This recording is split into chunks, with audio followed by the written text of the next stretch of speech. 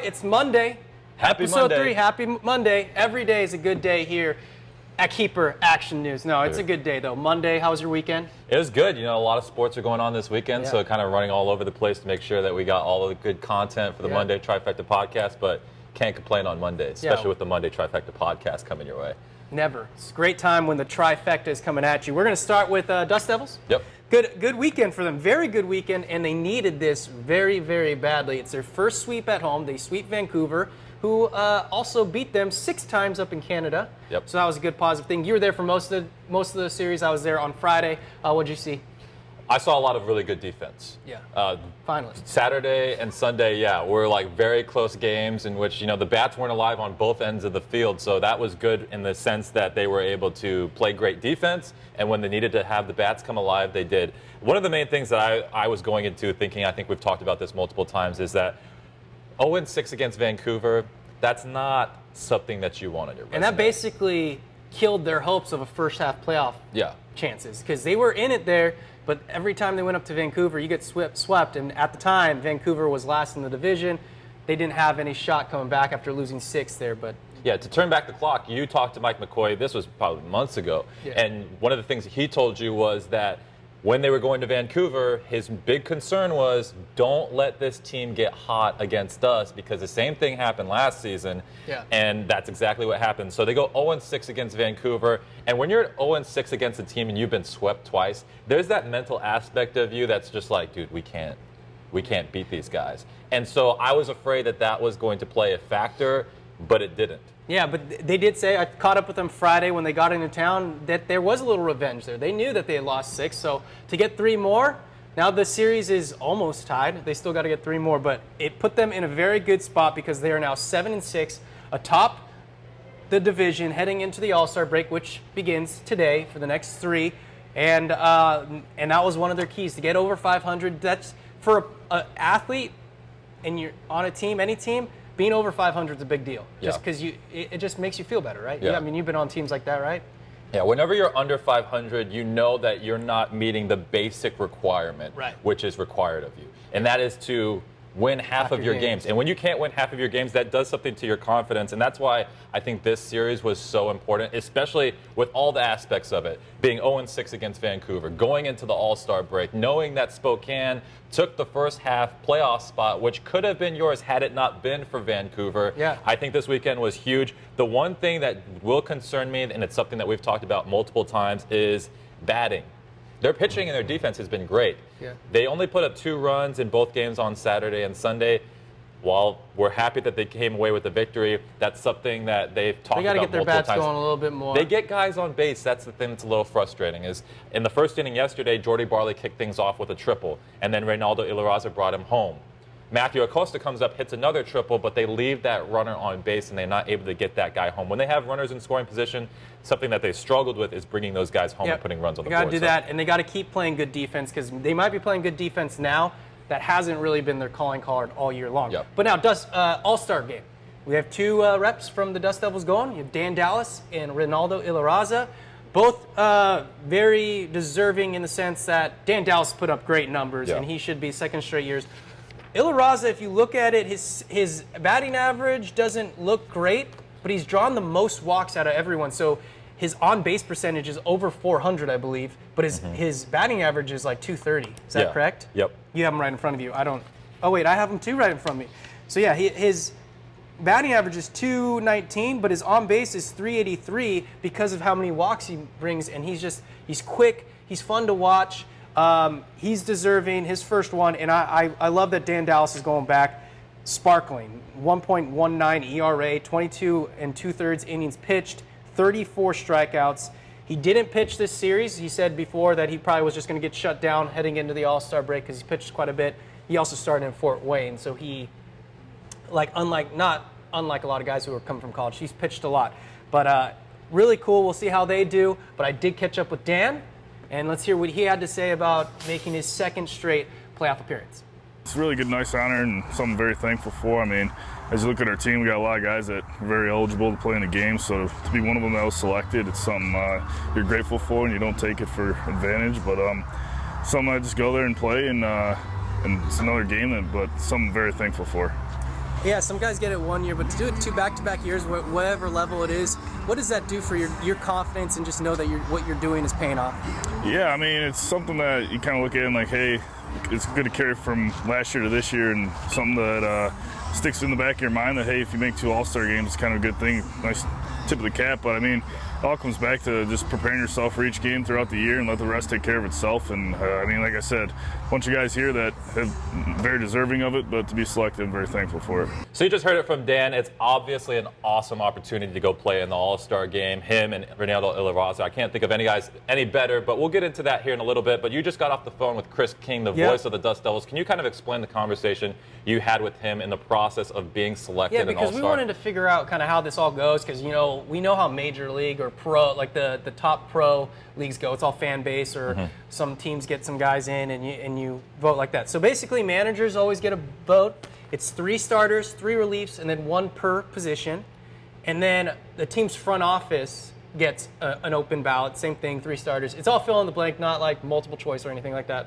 But a lot of the franchises will have their media guy, because their media guy is on the road with them all the time and sees all the guys. So that's how that works. And then also each farm director gets 1 vote, and that's a powerful vote. That's like the ultimate. It's like the owner saying you have to go and represent the franchise. No veto vote. So the farm director gets 1 vote, and that person goes into the All-Star game no matter what. So it's kind of popular vote, but also farm directors, if they want to see someone in there, if they want to make sure someone gets in there who they think is deserving, or whatever it may be, they also get someone in as well. It's not a perfect science, but that's kind of how it kind of goes. And I think one of the funniest things about All-Star games is there's always, as soon as the roster's released, especially with Twitter nowadays, everyone runs to social media and this guy got snubbed, this guy got snubbed, this guy. We're not going to be as mean-spirited in our snubs, but there's 2 guys for me that I feel like deserve to be in the All-Star game because I think they played really well. One is Matthew Acosta. I totally agree with Matthew. He has been probably one of the most consistent players, and he doesn't do stuff that like jumps off the page. Like he isn't like leading the team. Was pretty good. It was off the wall. It was off the wall. As soon as he crushed it, I was like so happy that I was filming because I missed a home run this weekend while shooting highlights. And there's no worse feeling than when you miss a home run. But the crack of the bat, it went straight in the air, and I was like, that's gone. But then I remembered what you told me in the last episode. The wind was not going in his direction. But he's been super consistent. I think he's well deserving of an All-Star game. I think so, too. I think Acosta should have got in, and obviously some guys get moved up once the roster come out. I think he might have been a good replacement. I think Matthew was a great pick there. Your other guy, I have some other thoughts, but I'll let you roll with it first. So the main, when Ronaldo and Dan, when their names came out as All-Stars, I was like, I'm totally okay with that. And then I started thinking about it a little bit, and I was like, there's one guy who I think should have been an All-Star, and that's Jordy Barley. He leads the team in home runs with 8. He has been not the most consistent player, but he does things out on the field that are amazing. He's very, very talented. I think the production that he has put forth in the games that he has played may have earned him an All-Star game. It also comes back to things that he does. He is one of those like highlight players. Yeah. And that he does amazing plays, and that's kind of what you want in an All-Star game. You don't want like a boring All-Star game. I think Jordy Barley has that it factor, and we've talked multiple times, when you're young, you want to make those big plays. Yeah. High risk, high reward. Yep. And so a lot of the times I see the stuff that I'm like, wow, high risk.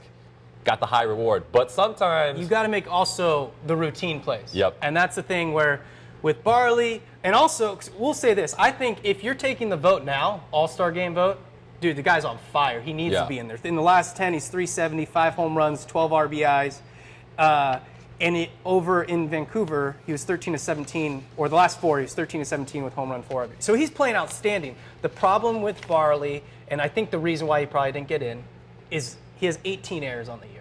Yeah. That is a lot of errors, and 9 since kind of the voting came out in that kind of realm. So you want to reward the guys that have a big bat, but I think it's also about rewarding the all-around game. And like, just take for instance, when he hit a home run, that game on Friday night, hit a home run, and then the next inning, there's a kind of a routine ground ball, and he gets stuck between throwing to first, and he doesn't field it cleanly, and that becomes an error, and then a run scores for that. Yeah. So it's just being a clean, and if he cleans that up, like you said, he's one of those guys that you got to watch. I love watching him. I love when he comes up to bat, I got to make sure that I'm rolling because it's going to be either a hard hit ball or something's going to happen.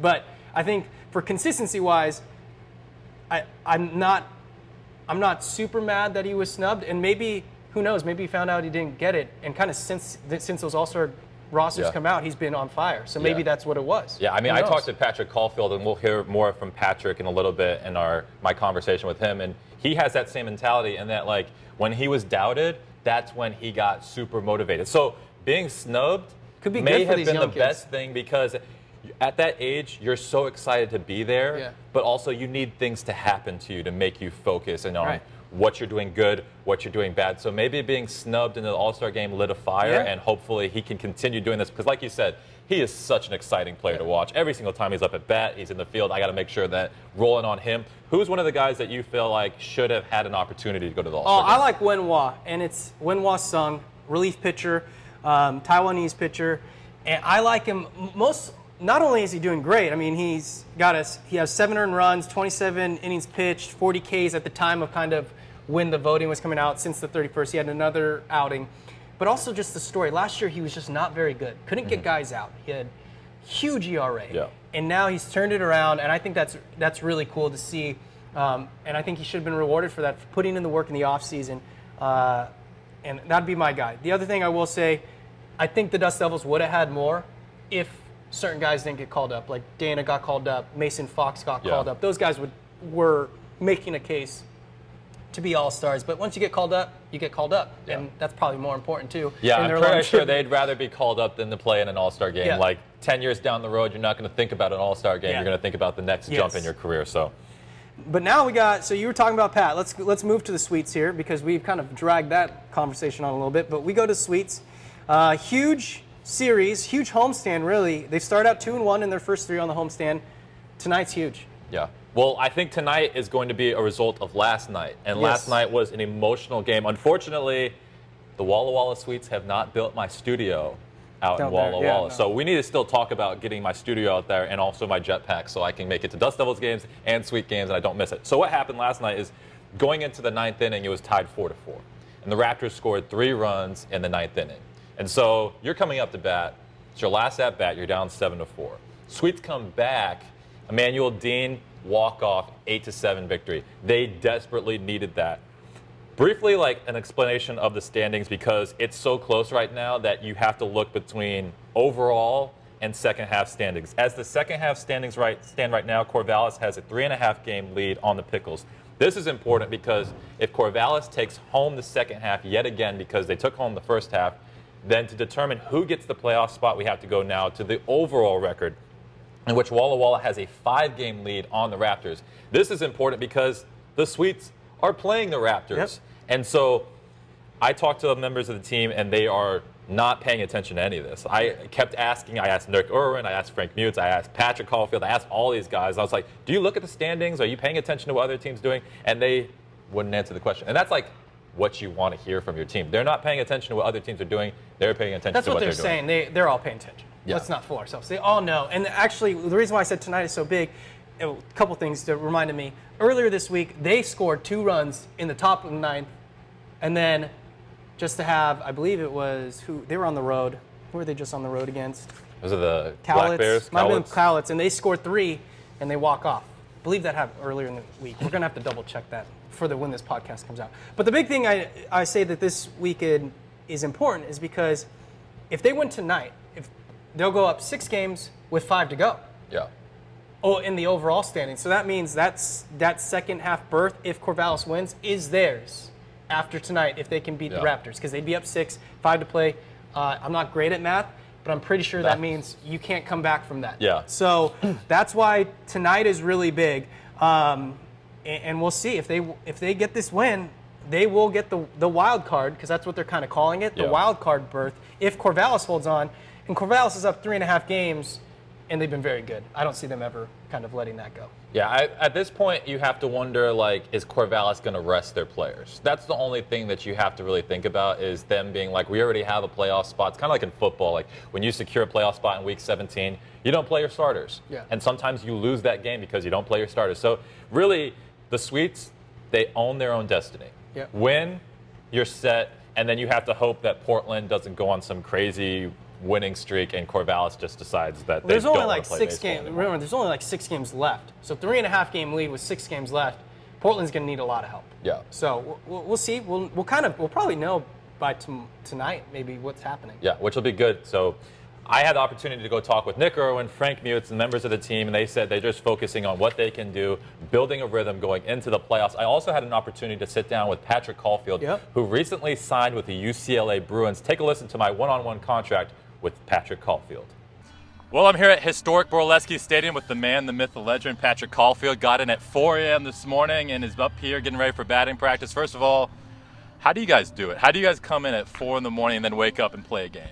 I think if you really like baseball enough, it's not like a job for you. It's just you get to come out here every day, and it makes me happy to come see the guys and stuff like that. So that's what keeps me going. But it's more of an opportunity. Like, you get to do this. Not a lot of people get to do this. So I'm in a position where, I get to play in front of a big crowd, and you got to wake up with that mentality every day.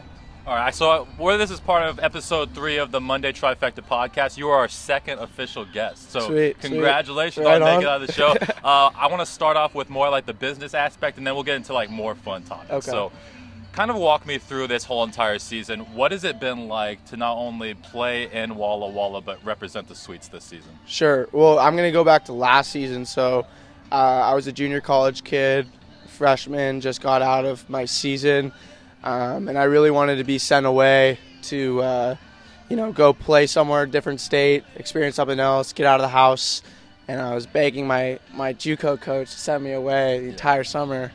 And finally it was like mid-July, and he put me in contact with Frank, and Frank said he needed an outfielder. And I was like, all right, get me on a flight, let's go.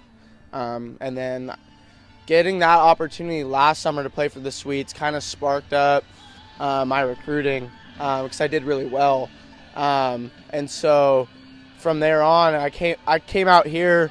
It's the dog days of summer out here, so I came out here when guys were tired and guys wanted to go home, and I was like a guy that wanted to be here, and I started off really good, and then I'm super just thankful for the opportunity that I got last summer to come out here, because I did well, and then they invited me back, so. This summer has been such like a learning experience more than anything, just because if I want to play pro ball, like it's kind of like, the step behind it. So playing every day, lifting most days, just trying to keep my body healthy, especially. So it's definitely been a grind, but like I said, it's not a job. It's like I get to do it. So. Now, getting to this season, you guys started off 10-0. And I remember when you guys won the first 3, first 5, first 7, I was like, are they ever going to lose? You guys are literally playing like some of the best baseball that I've ever seen. Yeah. What was that 10-game stretch like? What did you guys learn from a team perspective as to the things you were doing right and things that you could continue doing throughout the season? I think everyone kind of brought a different aspect to the team from their respective colleges. And it's kind of like when you build that culture, we built it super quick, and we were just gonna have more fun than the other team, and we ended up winning every game because we just wanted to be out here more. So I mean, it's a product of just good people first, and then just playing for each other. And then Corvallis got some of their guys from Oregon State, and all of a sudden they go on a winning streak and they take home the first home playoff spot. We're in the second half now. Yeah. What is it going to take for you guys to hold on to the lead that you have right now and get that playoff spot? Because the way it works is if Corvallis takes the second half standings again, then it goes to the overall. In that case, you guys have a 4.5 game lead. Yeah. What do you guys have to do in this 6-game homestand to keep that going and make the playoffs? I think we play really well at our park. It's kind of like a home home park advantage. I think our pitching has been doing really, really well. It's just a matter if we can score enough runs, and that's just getting on early. I think most games where we score early, we actually win. So I think we got to score early and be better about stacking up good at-bats one after another. Yeah. You guys have a lot of players that have played extremely well this season. I've told Alan multiple times that you've been my MVP from the start to finish. The things that you've been able to do at the plate, in the field, and just your leadership has been really something that stuck out to me. For sure. How would you grade this year playing for the Walla Walla Sweets from your talent perspective? Oh, for me? Yeah. Jeez. Well, I kind of came into this season knowing that I kind of had to play to my potential for, I was still uncommitted. So I knew I really had to come in here, and if I was going to, be where I wanted to go, I really had to show out. And it's kind of a mentality. I kind of don't give less than 100% every time I step out on a field. And I kind of expect my teammates to do the same thing. So it's kind of like holding yourself accountable, being a silent leader, and holding each other accountable too. One of the things that you told me that I have done in my own life is I applied to 611 jobs before I got this one.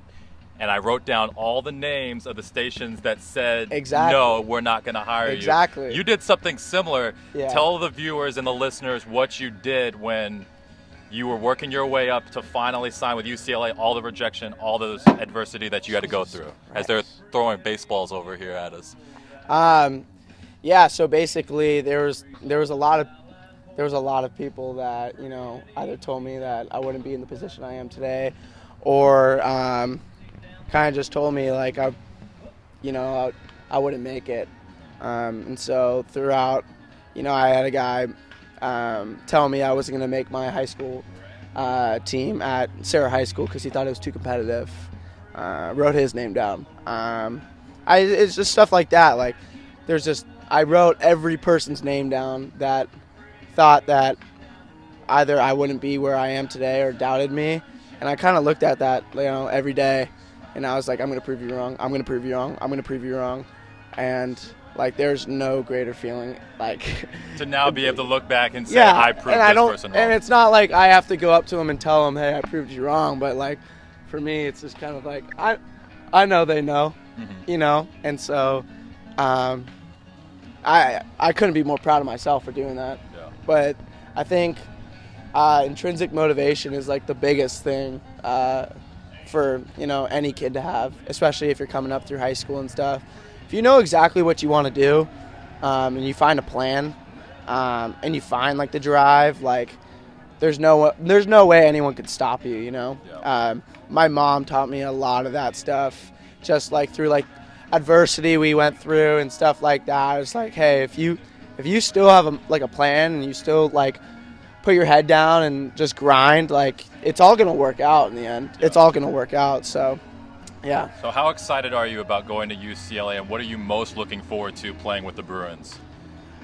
Honestly, I'm just excited for the fact that I'm getting an opportunity to play there. It's such a historic program, school.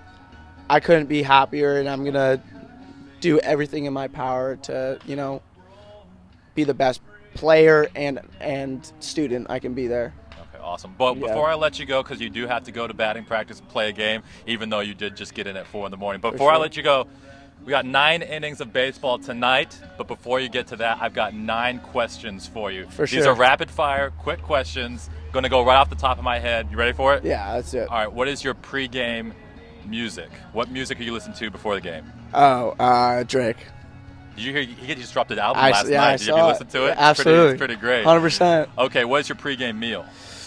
I mean, right now we got some good PB&Js in there. Okay. So PB&J? Yeah. What is the best thing to do in Walla Walla? Cliff jumping. Where do you go cliff jump? That's not question 4, but that's a follow-up. It's 20 minutes. I don't know what direction, but we go there sometimes. About 30-foot jump. It's super fun. Okay. Yeah. Who is your celebrity crush? Ooh, probably Scarlett Johansson. Okay. Yeah. Okay. All right, so I'll change the next question. Since you said Scarlett Johansson, what is your favorite Marvel movie? Oof. Next question. I like them. Okay, you're stuck on a stranded island. Okay. No electricity. Okay. But you can take 3 things with you. What are 3 things are you taking with you? Ooh, all right. That's tough. I'm going to go.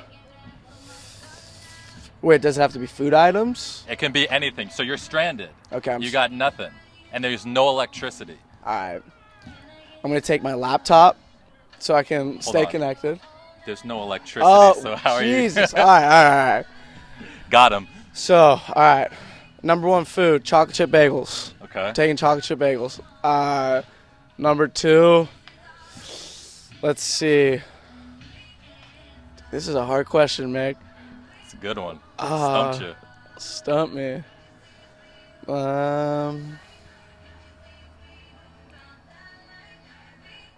Can I bring like a volleyball?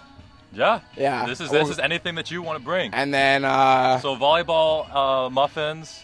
no, or bagels. And then I think we'll probably go spike ball too if I'm on the beach. Okay. Yeah. Yeah. Why didn't you say a boat? Oh. See? Yeah.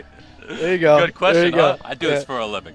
All right. I think we're on question number 7 now. Yeah. Who is your favorite MLB player of all time? Marcus Stroman. Marcus Stroman. 100%. Okay.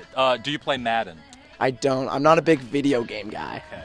Well, Yeah. today is Friday. This will air on Monday, but Madden was released today. Okay. So instead of asking you what team you'd play for, are you an NFL guy? Yeah, I love the NFL. Who is your pick to win the Super Bowl this season? Oh, Patriots. Tom Brady. Let's go. Let's go. 7 rings. Let's for go. real? 100%. Sarah Padre. All right, last question. This is the most important question. No pressure, but how you answer is really going to affect my career moving forward. Okay. Who is your favorite sports personality of all time? Oh my gosh. If I say Alan Hoshida, will you kill me? If you say Alan Hoshida, I'm going to quit my job right now. He was your teammate, though. Yeah, he was. Ah, man. Favorite sports personality of all time?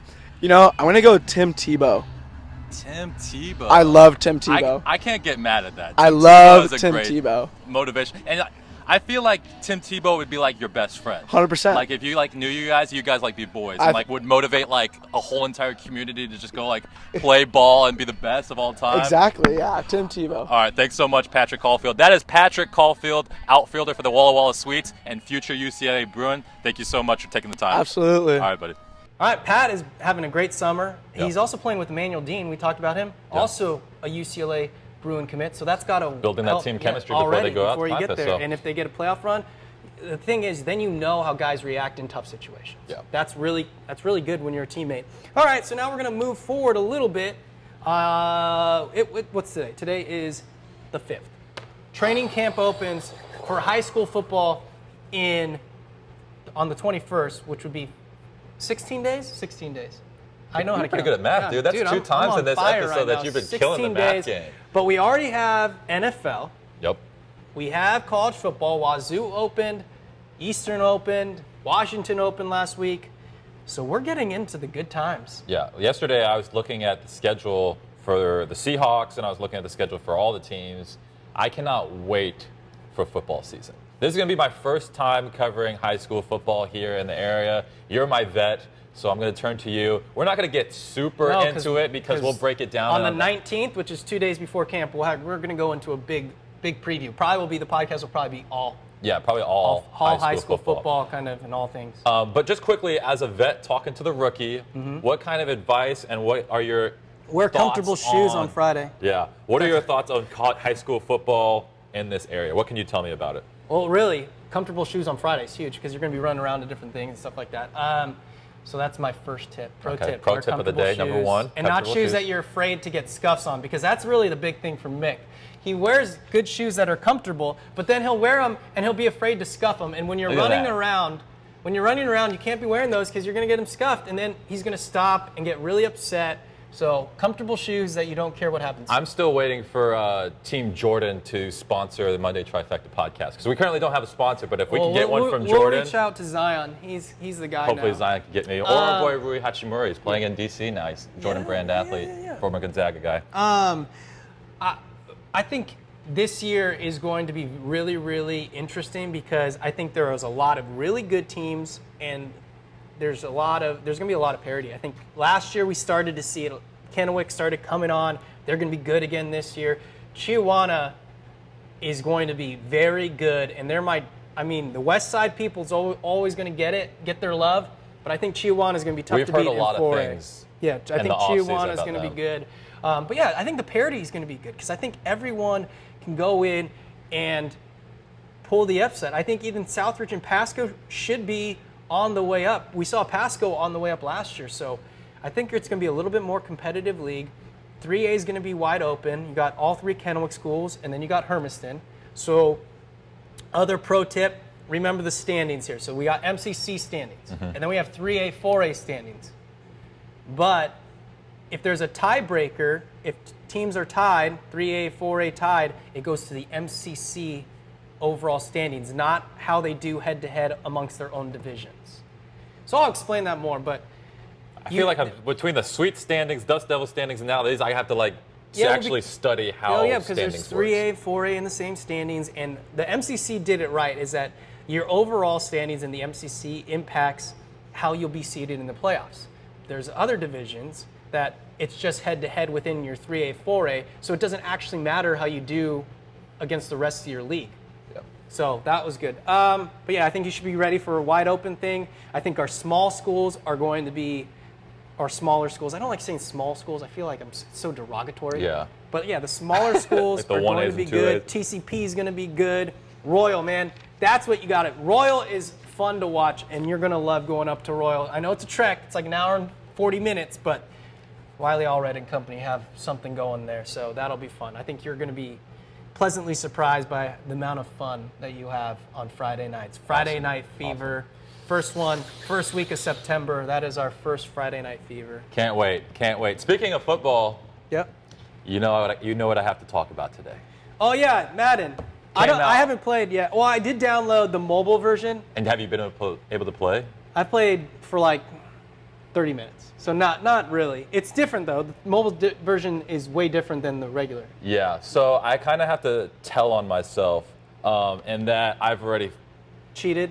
No, I wish I would have cheated, but I've already finished a full season. Yeah. And the game came out on Friday. I literally woke up at 9 in the morning on Friday like a kid on Christmas morning. It was like, all right. And then I looked on Google and GameStop didn't open until 10. So I just kind of was like sitting in my room on like Instagram like, oh man, just can't wait to get the game. Played with the Cleveland Browns, won the Super Bowl last night. Big trade that I made, Kareem Hunt, first round pick, second round pick to the New York Giants. Got David Gettleman to give me Saquon Barkley. Yeah, because that would have happened. And then you know what happened? First playoff game, he pulled his groin. He was out the entire playoffs. That's what you get. Still won the Super Bowl. Okay, but my question to you, since you haven't played the game yet, but you are a Madden player. Kind of. Who is the greatest player? My buddies are probably, if they listen to this, they're probably like, Alan's not a Madden player. We used to kick his butt every single time. Who is the greatest player that I ever played with? In video game history that you've played with? Oh, Mike Vick. That 2007, was it 2007? Someone correct me if I'm wrong, but I think it's 2007. When he was on the cover? Yeah, Mike Vick was outstanding. You couldn't tackle him, spin move, you just roll, wait till the whole defense clears out, and then just up the sideline 50 yards, or you just bomb it.